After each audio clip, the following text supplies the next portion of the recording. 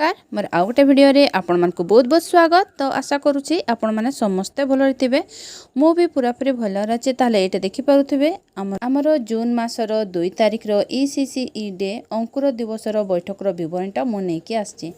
तो विवरणटा पढ़ी सुनेबा आग्रो मोर आपण मानकु रिक्वेस्ट जदि आपण माने मो चैनल ले फर्स्ट टाइम आछंती ताले मो चैनल को निहाती सब्सक्राइब कर देबे, बेल आइकन को जाकी देबे, ताले एही परि भाबरे इन्फॉर्मेशन वीडियो सब आपण पाई परिबे। तो चलून ताले हम स्टार्ट कर दबा।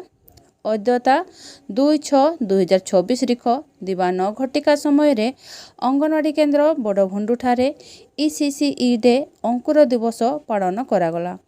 उक्त दिवस रे ग्रामर समस्त 0 ରୁ 6 वर्ष शिशुर अभिभावक, जांच कमिटी रो मेंबर, NM दीदी, आशा दीदी, SMC मेंबर, GKS मेंबर, किशोरी बालिका, ग्राम मुखिया, सुपरभाइजर, अंगनवाड़ी कर्मी और अंगनवाड़ी सहकर्मी उपस्थित रही आलोचना रे अंशग्रहण करथिले।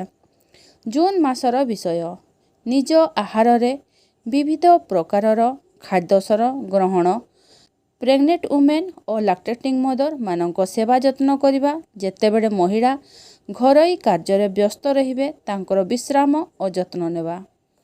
गर्भवती और प्रसूति महिला माने कार्य व्यस्तता जगु निजर खाद्यपेय विषय बेसी ध्यान दियंती नाही।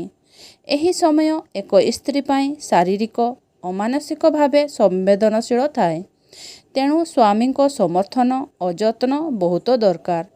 तेणु गर्भवती और प्रसूति महिला खाद्य रे जेपरि विविध प्रकारर खाद्यसार रहिबो, त्रिरंगा खाद्य देबा।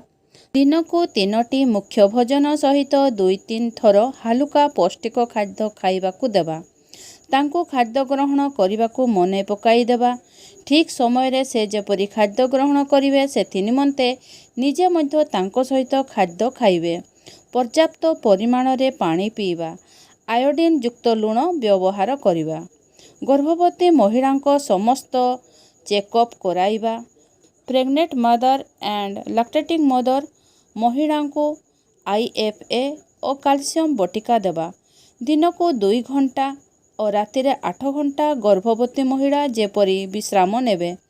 प्रसूति महिला शिशु जत्न रे विश्राम नेबाकू भूली जाती। तेणु शिशुटी शोइथिबा बेले किंबा स्वामी शिशु को जत्न नेउथिबा समय रे प्रसूति महिला विश्राम नेबे।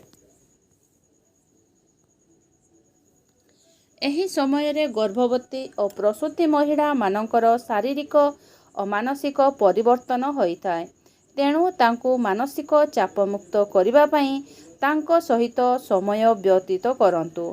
गीत शुणांतु, गप बही पठन करंतु, चलचित्र देखांतु, तांकर भय चिंता को दूर करिबाकू चेष्टा करंतु।